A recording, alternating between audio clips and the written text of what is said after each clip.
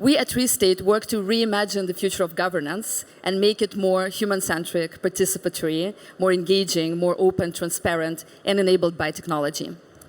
We at Restate Foundation believe that it's collaboration, not competition, that may save our humanity. Our fragile world faces so many threats today that it's no longer sustainable to continue dividing the society into us versus them. It's just us, humans on this planet, our shared home. We believe that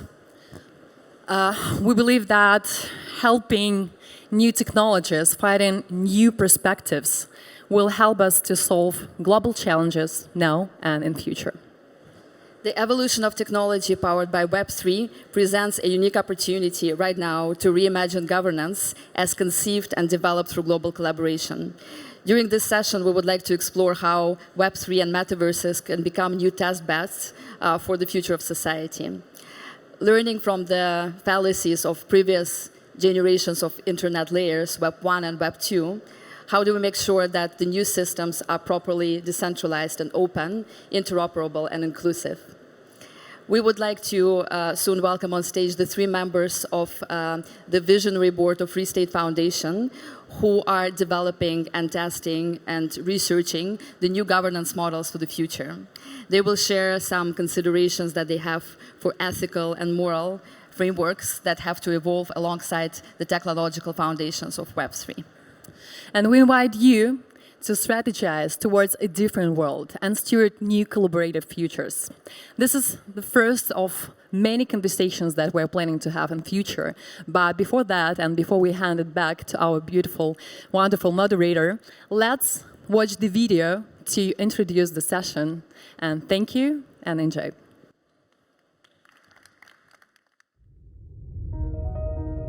The human race has been dependent on technology for its survival throughout its entire history. Web 1 and Web 2 have caused the largest paradigm shift to date. The idea of stopping or slowing down is simply not a possibility. So here comes Web 3, which is likely to change us even more profoundly. Web 1 was the static web, Web 2 the social web, Web 3 will be the decentralized web. But will it really be decentralized? Web3 protagonists commit to digital freedom through technology. This is not the first such promise. Web 1 promised a new horizon of digital space, open, transparent, co-created, and interoperable. Web 2 promised to democratize the internet through personal websites and distributed network effects. But neither of them have fully lived up to their pledge. So who will be co-creating Web 3? Will it be driven by the same qualities in us that gave birth to this, and this? Old ways will only create the futures that we were hoping to leave in the past. This is true for both offline and online worlds. The digital ecosystem remains one of the most unequal and dysfunctional aspects of our collective lives. And for now, Web3 only continues that trend. The top 9% of accounts hold 80% of the $41 billion market value of NFTs on the Ethereum blockchain. The top 2% of accounts own 95% of the $800 billion supply of Bitcoin. If it were a country, Bitcoin would have the greatest inequality in the world. Metaverses also may create monopolies of digital space, usurping what was once collective. The path we're on today can only be sustained at the cost of even greater inequality, erosion of trust and truth, compromised self-identity and values, and further division within societies. If the structures and incentives underlying our digital ecosystem do not evolve alongside its technological foundations, we will arrive at the same results as we had before, but worse. Collaboration, not competition, can save humanity. Together, we can dream and co-create new governance systems for true digital commons driven by community solidarity, group ownership, and an open commons. We need to focus on the parts of the Web3 vision that aren't about easy riches. We need to solve hard problems concerning trust, identity, and decentralized finance. And above all, we need to build an interface between Web3 and the real world people live in. Let's play the long game for meaningful evolution and build a digital ecosystem that ensures broadly shared participation and prosperity. Let's make technologies more accessible so that everyone can engage without prejudice accorded by gender, race, ability, class, nation, or status. Let's shape the new world of global collaboration as united humans. In this world, you will not be able to divide and conquer. This is governance reimagined, restated.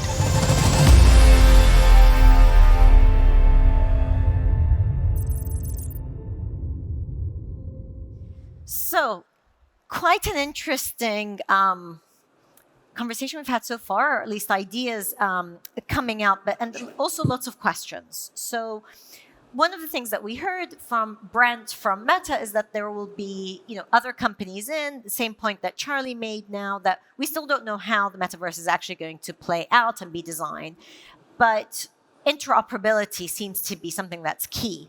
Now, you have companies like Apple that really haven't played along with interoperability much, that will have to get used to it. So I want to ask you about open source technologies. Is there going to be interoperability? How does that actually help to level the playing field? Eva. Sure. Hello. So thank you for having us, number one. I sit as a co-chair at Open Metaverse Interoperability, which is a W3C community group. But for the last 20 years, we've been organizing communities for open R&D. And much of the work of interoperability has continually been happening behind closed doors. That includes asset interoperability, but also whole scenes, changing the way the internet is addressed over time, because we are moving from a 2D web to a 3D web. Right. And that changes, for example, things like spawn points and addressability across the board. Programmability and portability are also vital. Programmability takes the 3D asset, for example, a model of something you're trying to send to the space station, right, and makes those aspects as explicit as possible while making it as portable as possible across worlds, so that a single, let's say, design element or a project doesn't have to be stuck in one platform or one small m metaverse. So interoperability is vital when it comes to not just collaboration, but realizing the ideas in this space. And I want to open up the conversation about the metaverse to talk a little bit more about the real world, because there is the immersive web, which all of our amazing speakers have spoken about, but it is also the connection to the spatial web. That is the physical world. That is IoT, things like digital twins. And that is where in America, we would say the rubber meets the road. That is where things are going to get done in climate emergencies, in disaster response, in conflict resolution. That's where interoperability matters, because if we can come together, design things together, and then implement effectively, we can address any challenge together. But that requires also a mindset where you can, this idea of win-win solutions, that we should all collaborate. But, there's money at stake, there's interests at stake. There are major companies. We just heard Meta is investing $10 billion a year in the metaverse indefinitely. And so then, how much is there going to be an openness to collaborate and kind of, think about the greater good and so forth? The open metaverse needs to include not just open source technologies, code, right? But also open space technologies, how we invite interaction and participation, and an open commons. And that is about our public partnerships, not just private companies, but how the public chooses to create spaces where people can come together to form that level playing field. Right now, that does not exist except on the web. And most of those spaces are also run by a single company. Yes. We know that that does not help us thrive. So if it's owned by a single company, it can be shut down at any time. And that keeps us from realizing the best innovations that we are capable of. So at the end of the day, if we come together in the open commons, Right. that is something more than just standards and specifications. Glenn, can I ask you to follow up on that? Because this idea of being pluralistic, open source, working together, I mean, do you see that is the direction we're moving in? But also, how can we almost provide the guarantees to go in that direction and not have it monopolized by one particular company? Yeah, I think we're actually seeing right now the beginnings of a technological revolution that will affect geopolitics as much as anything since the Industrial Revolution. But it's not exactly the things that we hear people talking about. Right. It's not so much AI, which is all about replacing people. It's not exactly crypto, which is to a large extent about replacing institutions, governments, etc. Instead, it's something that I want to call plurality, which is technologies that actually foster connections across individuals into institutions that strengthen the relationships among institutions and people. And I actually think this is going to turn out to be much more important than either replacing people or replacing institutions. And I think we see the evidence of that more than anything in actually a country that has leveraged these emerging technologies more effectively than anywhere else. It draws upon tools that have come out of AI and out of crypto, but it builds them in a different way that's much more consistent with the principles that Ivo was so eloquently highlighting.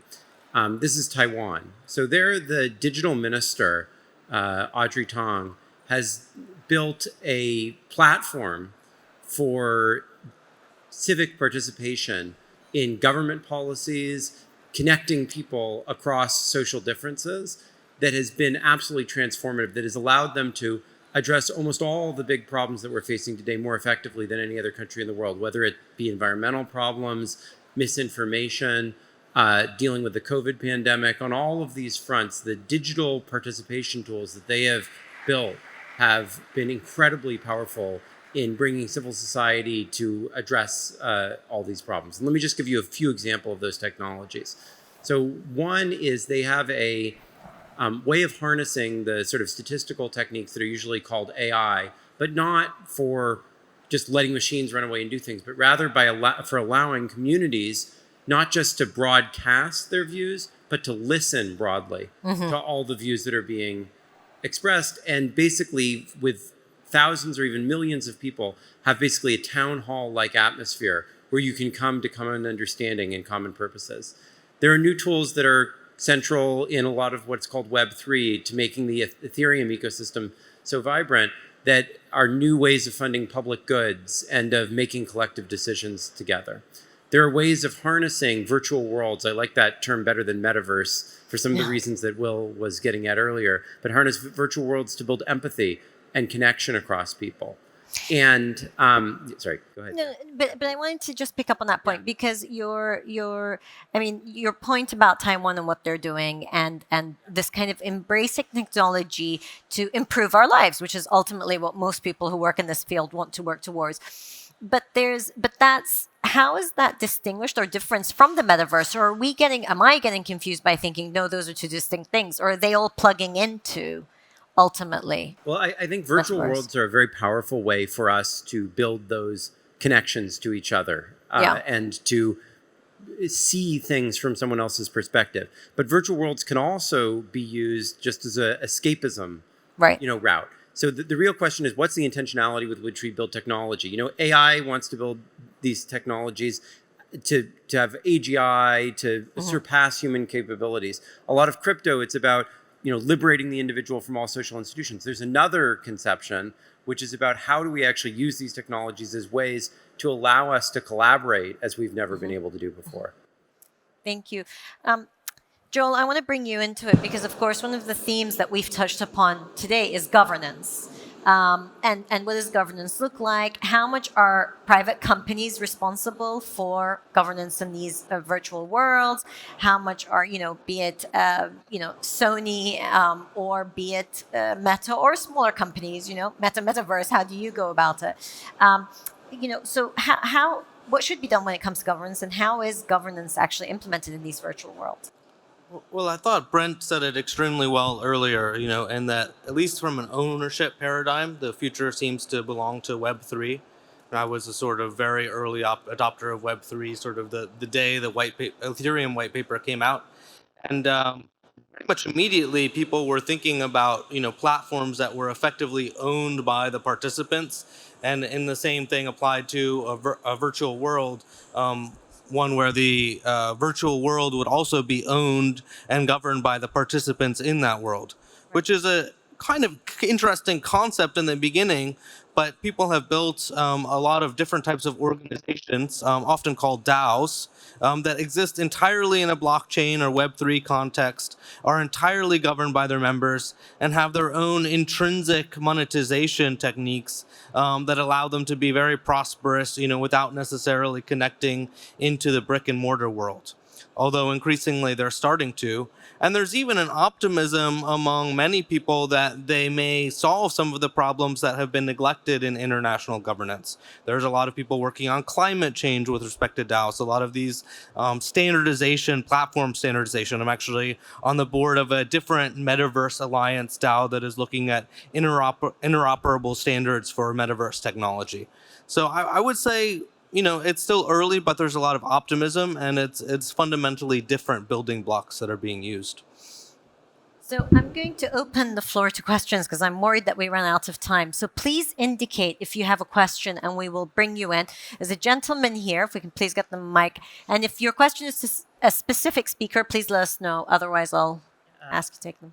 Yeah, I have a question just for the general panel. How many hours do you stay at Metaverse? And if you have kids, will you allow them? Do you want to take it? Well, I do not have children, but I have been in Metaverse Technologies work for about 20 years, sometimes full-time, sometimes 5 or 10 hours a week. During the pandemic, I produced about 500 hours of virtual conferences, so that was closer to full-time. Of that, very little was in VR. I can do very little VR because I get headaches from it. So I choose most of my interactions primarily on a computer screen, and then I only use VR when necessary. Okay, we have a question here. Thank you so much. Thank you for your talk. My name is Carlos Fawzi-Badr, and I'm belonging to the Technological Institute, Innovation Institute in Abu Dhabi, working in the sector of telecommunication. So I understand well from what you say that you have clear the ideas how to build the Web3, okay? But my question is, how dependent is all this idea for the evolution of the infrastructures? Next, we say 5G or 6G, because in our domain, to just build an holographic with all the sense of the people that we'd like to transmit, we need a kind of 4.2 or 4.3 terabits per second. And this is something that actually we couldn't achieve it, and we are working on that. So my question is, how dependent is all this bring idea of interaction with the evolution of the infrastructure? And the second question that I have is ethical. So with Web3, we will build a kind of new kind of democracy somehow, learning from what happened nowadays with the 2D democracy, how we can prevent all the, let's say, modifications or alterations of what we are looking nowadays in this 2D democracy for the 3D web. Thank you so much. Sure. So currently, there are many web XR spaces, for example, where you can go to the metaverse today just on your phone, even using Mozilla Hubs, for example. The challenge is you can have 25 people in that room maximum. There are certain bandwidth challenges, as you've mentioned, and there are firewall issues, there are border issues, there are access issues across the board. Will we get there before 6G? It's baby steps. And that's why Charlie was saying we're a decade plus away to being able to massively collaborate, to have a deliberative gathering like this in a single space where we can all hear each other effectively is still challenging. And that is where the bandwidth matters. To the second part of the question, I think the fundamental problem has been that we have not accelerated the design of our social institutions to keep up with our technologies. I think what I was trying to highlight is that there's been some real advances in that, and I think we need to invest very heavily in that area if we want to preserve and extend the role of governance. We can't let that just fall behind the technology and invest so much in the technology and not in the institutions we build on top of it. Okay, a question here, please. Hello, I'm Bruna Santos from Brazil, Vice President and Innovation Director at ENAP, the National School of Public Administration. And my question is a little bit related to this idea of creating the 21st century governance. And it means, what do you think, what the panel thinks are the best strategies, the best tactics as well to build, to make all these concepts more mainstream among public officials, among public leaders, and especially the decision makers? Joel, can I ask you to answer that, please? Yeah, I think it's partially just awareness, and from our standpoint, we're a platform that provides metaverses to many different people, and we're often asked, what should we do in our metaverse? What's going to make it interesting? And I always say, that metaverse is, first and foremost, it needs to be fun. It needs to be engaging. It needs to be interactive. It needs to provide an experience that people haven't seen. Simply having tea in the metaverse is not that interesting necessarily. So really trying to find and including, for example, game designers or people who have that experience building fully interactive experiences that people come back to because they're interesting. First, and then layering in some ways the utility function almost as a secondary feature. That's my typical advice. Thank you. Gentleman there. Hello, I'm the Executive Director of We Protect Global Alliance, which is the largest global alliance focused on ending child sexual abuse online. We're looking at this particular crime type. Just looking at the current internet, law enforcement is totally overwhelmed. We just had a session this morning looking at how AI can help to handle that. How is law enforcement, how is government, how are tech companies going to handle this new era and ensure that children in particular are safe and able to use it in the best way possible? I'm happy to recommend the work of colleagues at XRSI. Kavya Perlman in particular has produced not just a report, but a framework to be able to focus on ethics, safety, and cybersecurity. And I think we need to be adopting some of the recommendations in that report from XRSI particularly. There was a question here. Thank you. I'm the president of the Innovation Agency of the Government of Colombia. We have been building a GovTech ecosystem to bring entrepreneurs and innovators closer to the challenges of governance and the relationship between governments and citizens. And I'm wondering how these emerging technologies that we're discussing in this session might accelerate the GovTech ecosystem and how we can enhance the role of entrepreneurs and innovators in participating in creating this new institutional fabric that we are discussing. Thank you for a wonderful conversation. I had such a pleasure working on an innovation sprint in Medellin, Colombia, mostly from the US, using AR to think about what multimodal transit could mean, especially for young people using wearables, for example. That type of global collaboration using AR on the ground and around the world at the same time wouldn't have been possible 15 years ago. But because forward-thinking people in Colombia invited us into a process for a city innovation sprint, a coordinated effort, public and private, with investors together, that was able to be successful. So I think you're already on the path, inviting that global participation in your innovation frameworks. And I think augmented reality is the #1 tool we have. Our mobile phones right now already give us these tools in front of us. I would just say as I mentioned, a huge revolution going on in terms of what's possible with civic participation, with technology, and I hope Colombia can be a leader there. I'm going to be in Bogota most of the summer, so look forward to seeing you then. There's a question here. Hi, good afternoon. A really interesting conversation here. I'm Simone Filippini, Leadership for SDGs. I'm part also of one of the global councils here. Of course, there's super many positive things to say about a metaverse, but also maybe some risks. And what I was wondering, and not only I, but also some others, are we kind of moving towards a new human being? There was a session on alpha kids, the alpha generation, which is being brought up online, super savvy, basically replacing physical contacts by online contacts. This is also a totally online reality creation. So are we moving towards a kind of new human being? And doesn't that then also increase the divide between the haves and have-nots of this world and the inequality that there is, and how to manage that also from a governmental perspective? Okay, so don't address the governmental stuff because that's what we want to close with. But Joel, I want to start with you about this idea of living on the virtual world and the impact on children. Yeah, we have some educational initiatives that are well underway, both at a university level and at a lower level. And particularly, we launched this sort of Mars Metaverse with some students, and it is being built right by NASA scientists and whatever else to actually simulate life on Mars and give people the skills, which is both very engaging for children, but also teaching them things that can actually put them in this mindset of a kind of space age civilization.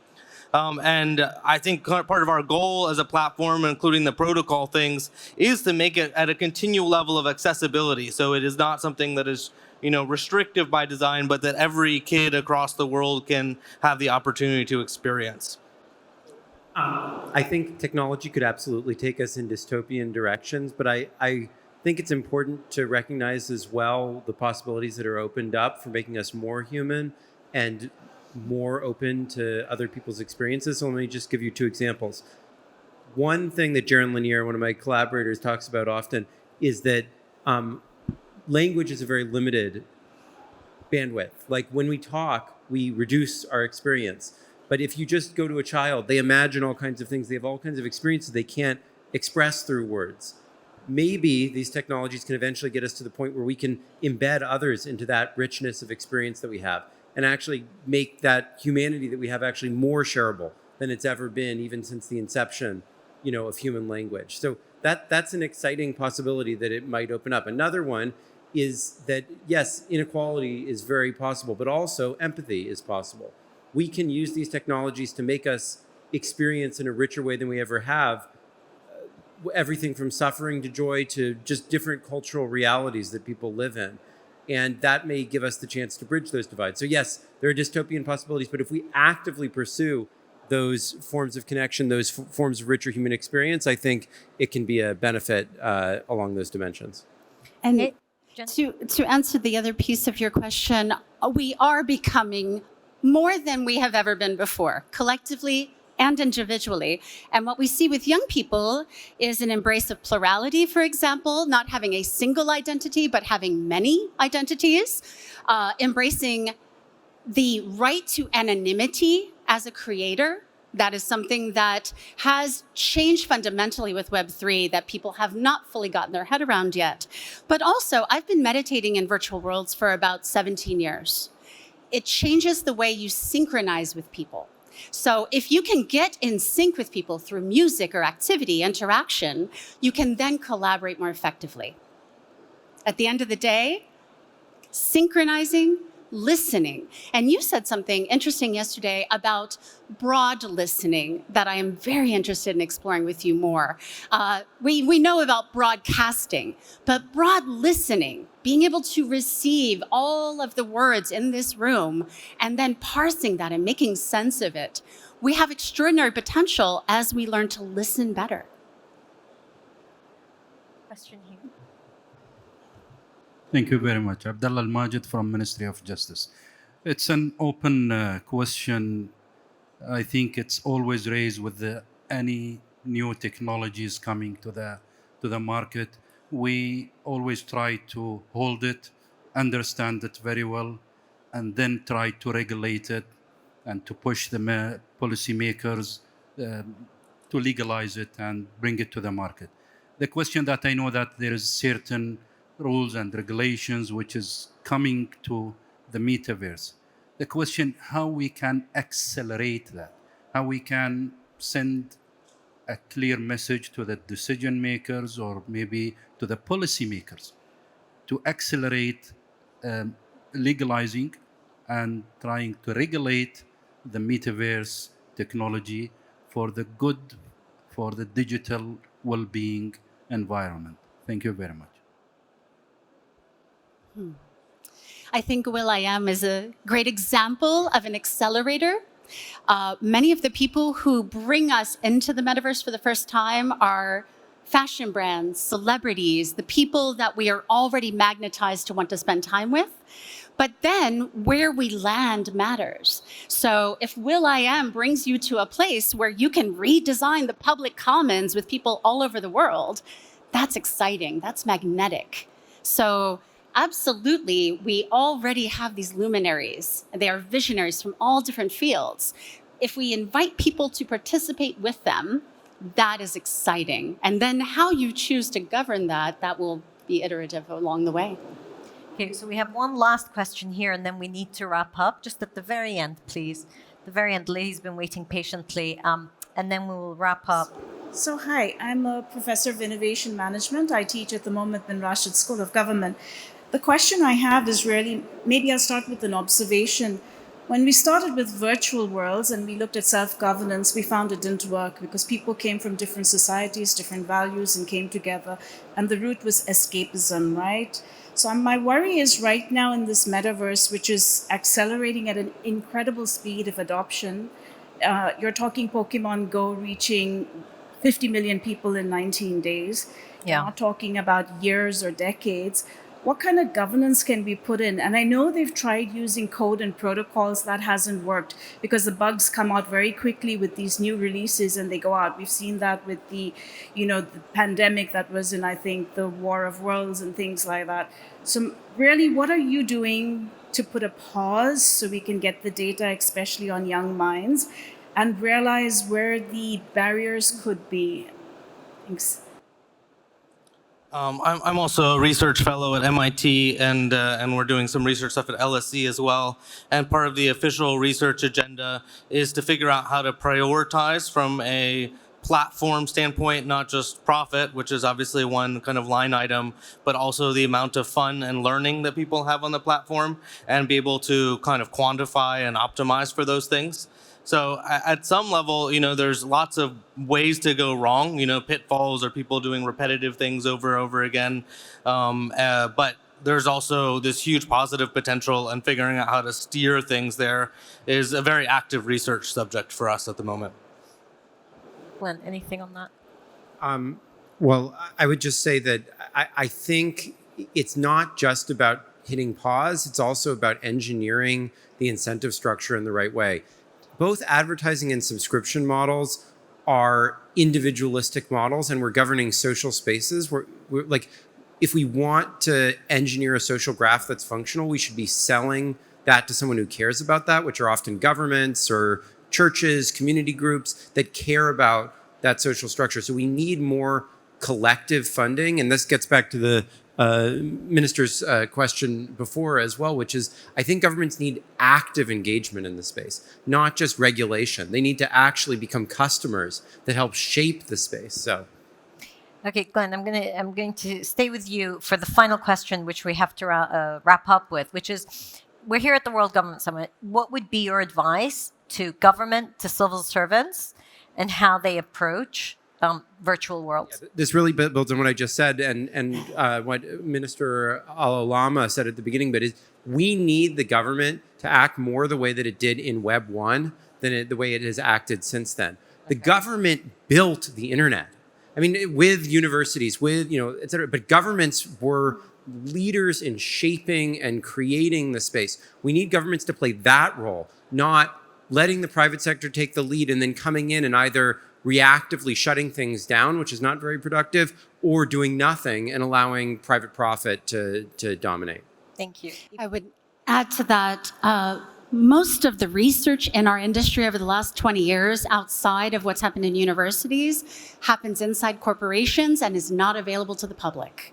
That means that we don't get the benefit of learning from each other. So to your question, there is fantastic research that's been happening in human factors for 20 years, but we have to make sure that that research happens in the public commons and can be shared in an open way. Yeah, I couldn't agree with what Glenn said more. And, there's a lot of open areas for that. So how is the metaverse going to shape learning? There's some very clear areas where virtual reality technology is accelerating learning, probably other areas where it may be distracting to it, and kind of pioneering those things, as well as the kind of research that shows kind of how to shape the interests is a vital interest to societies. Yes. Thank you so much. Thank you to my panelists for a really engaging conversation and for taking so many questions. Please thank our panel.